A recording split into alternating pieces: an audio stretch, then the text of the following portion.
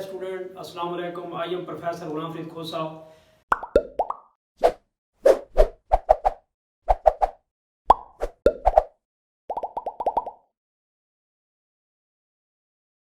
बेटा हम ऐसे हैं सेकेंड ईयर का जो यूनिट नंबर 1 है उसको डिस्कस कर रहे हैं। वो यूनिट नंबर 1 है फंक्शन एंड लिमिट्स। तो इसमें ऐसे है दो एक्सरसाइज जो हैं फंक्शंस की हैं और लास्ट वाली दो एक्सरसाइज जो हैं वो लिमिट्स की हैं। आज जो हमारा टॉपिक है वो है फंक्शन। अब फंक्शन को हम डिफाइन करते हैं। बेटा फंक्शन को डिफाइन करने के लिए हमारे पास ऐसे है दो सेट हैं, एक एक्स एक वाई। ये हम कहते हैं ये हमारे पास फंक्शन है एफ एक्स टू वाई, और इसको लिखते भी ऐसे हैं f is a function from x to y. ये भी हमने यहाँ पे शो किया हुआ है कि ये फंक्शन है एफ एक्स टू वाई।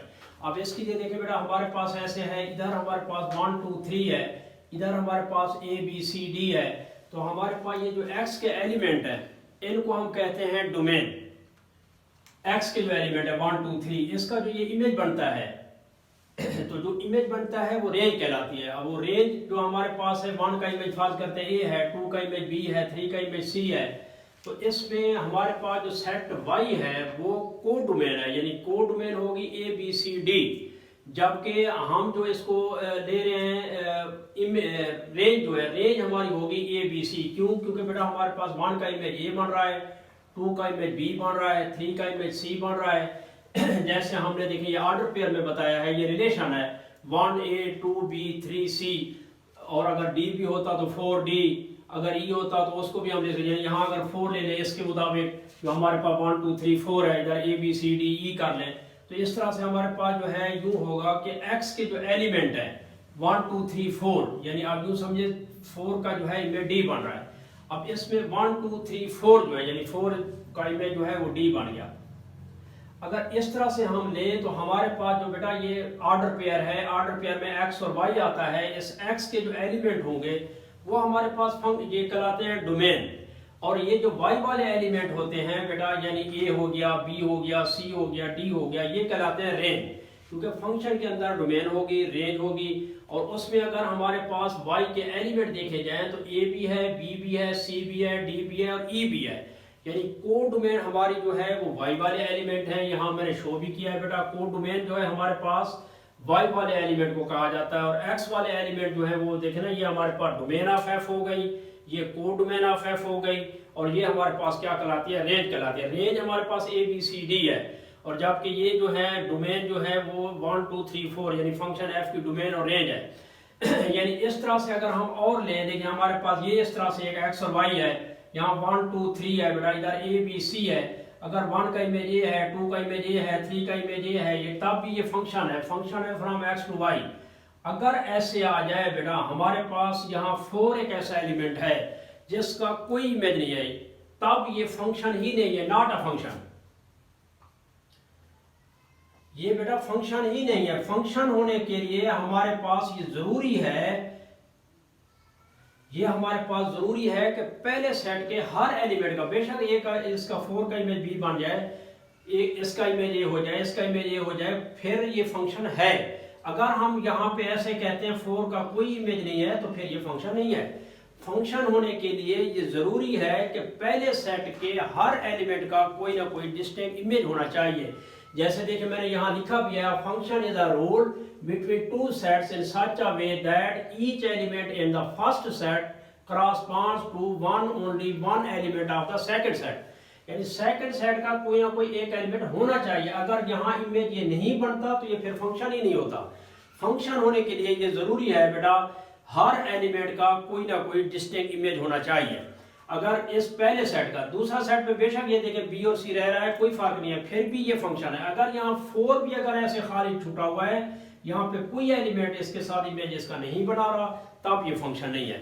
अब इस तरह से हम x और y की शक्ल में भी मैंने फिर दोबारा बताया अदर वर्ड बेटा function f is f from a set x to be a set y। अब ये x जो है y का जो है ये फंक्शन बन रहा है, rule to assign to each element x in x unique element in y। बेटा y का ये यूनिक एलिमेंट है। अगर वही बात जो आपको बता रहा था कि भाई ये फंक्शन है x टू y, इसको रीड भी ऐसे करते हैं f is a function from x to y।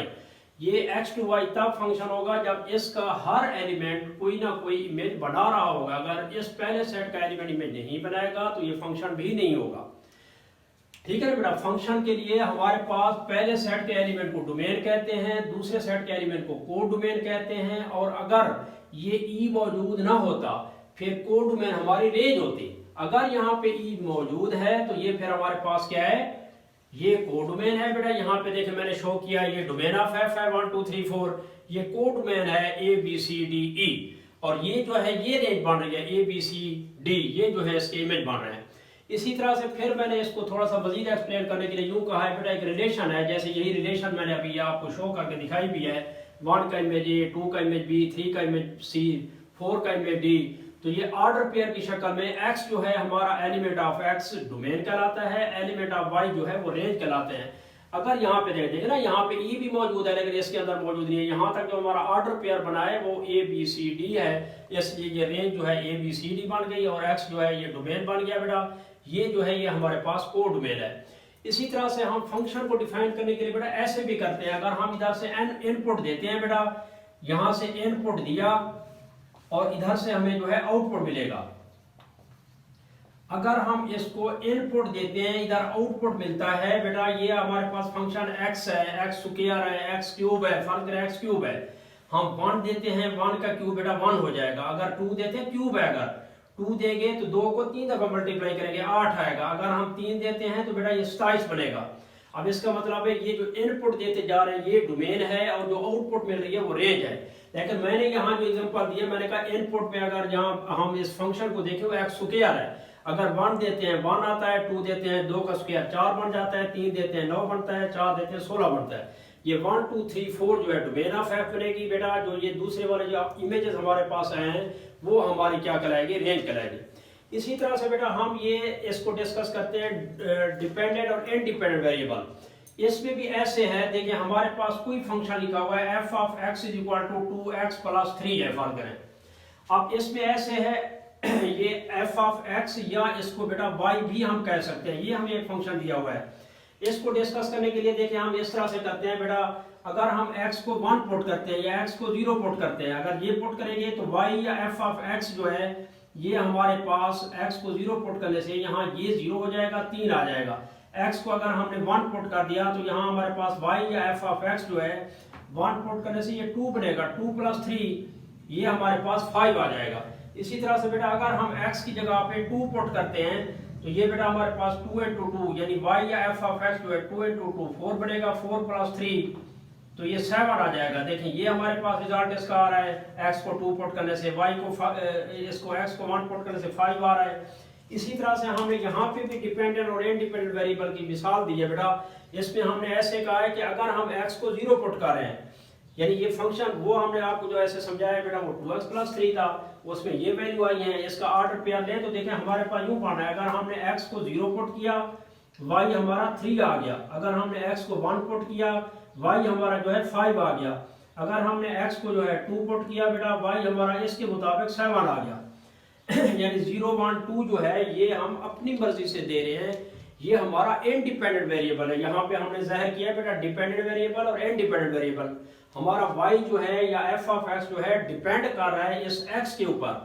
x को 0 देते हैं, x को 1 देते हैं, x को 2 देते हैं, हम अपनी मर्जी से दे रहे हैं। जब इसका जो आंसर निकल रहा है वो 3 आ रहा है 0 देने से, 1 देने से 5 आ रहा है, 2 देने से 7 आ रहा है, इसका मतलब है वो उसके ऊपर डिपेंड कर रहा है। x हमारा इंडिपेंडेंट वेरिएबल वो डोमेन कहलाएगी, जो y हमारे पास इसके ये रिजल्ट आ रहे हैं वो क्या होगा, डिपेंडेंट वेरिएबल है, और उससे जो आंसर आ रहे हैं वो हमारी क्या होगी, रेंज। इसमें भी मैंने यही बेटा ये इक्वेशन दी है, इसके साथ ये कहा x को 0 दें 1 दें 2 दें तो इसके ये आंसर आ रहे हैं, एक्चुअली ये y की वैल्यूज आ रही है।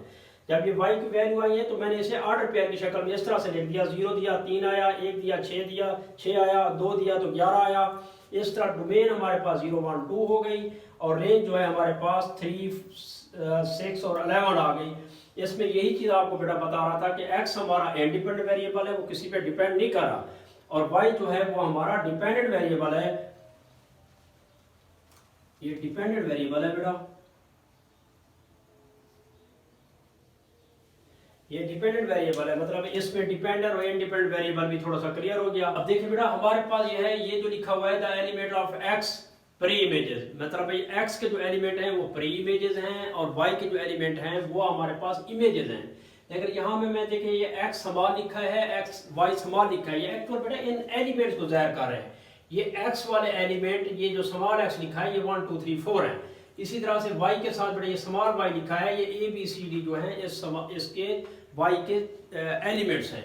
अब ये एलिमेंट जो है फिर मैंने आपको ये डिटेल बता दी है बेटा, इस तरह से हमारे पास होता है। अब फिर इनपुट और आउटपुट के बारे में मैंने बताया। इनपुट हमारी बेटा डोमेन होगी, आउटपुट जो हमें मिलेगा वो रेंज होगी। अब देखिए डोमेन वैसे बेटा सेट ऑफ रियल नंबर होती है, हमने फर्स्ट ईयर में भी किया था 9.4 के अंदर, उसमें भी बताया था बेटा domain set of real number होती है। लेकिन ऐसे कुछ नंबर जिससे हमारा फंक्शन अनडिफाइंड हो जाता था, या बेटा हम देखते थे कहीं फंक्शन के अंदर आयोटा आ जाता था, यानी यूं समझें नेगेटिव साइन अगर अंडररूट के अंदर आ जाता है तो यूं, सिर्फ इससे हमने बचना होता है। दूसरा हमने बेटा आपको कहा था कि हमारे पास समथिंग ओवर जीरो ना आ जाए जो नॉट डिफाइन होता है, नॉट डिफाइन होता है, अनडिफाइंड हो जाता है। इन दो से हमने बचना होता है। बाकी बेटा सेट ऑफ रियल नंबर को हम इसे ऐसे आर से भी डिनोट करते हैं, minus infinity two plus infinity भी लिखते हैं बेटा, minus infinity two plus infinity इस तरह से भी लेते हैं, ठीक है ना बेटा। और सेट लफ्जों में लिखे तो set of R real number भी कह सकते हैं, set of R real number. ये एक्चुअल हमारे पास जो है डोमेन होती है। लेकिन कुछ ये हैं जैसे हमारे पास बेटा अनडिफाइन हो रहा है या आयोटा की शक्ल में आ रहा है, तो उस पर हम पाबंदी लगा देते हैं भी ये वाले फंक्शन ना हो जिससे हमारा फंक्शन नॉट डिफाइन हो जाए या अनडिफाइन हो जाए या आयोटा आ जाए, कॉम्प्लेक्स नंबर आ जाए। क्योंकि मैंने अभी कहा ना आपको डोमेन होती है सेट ऑफ रियल नंबर। तो इसके बारे में ये मैंने आपको समझा तो दिया है बेटा। इसका क्वेश्चन नंबर 4 आएगा, उसकी डिटेल हम फिर पढ़ेंगे इंशाल्लाह।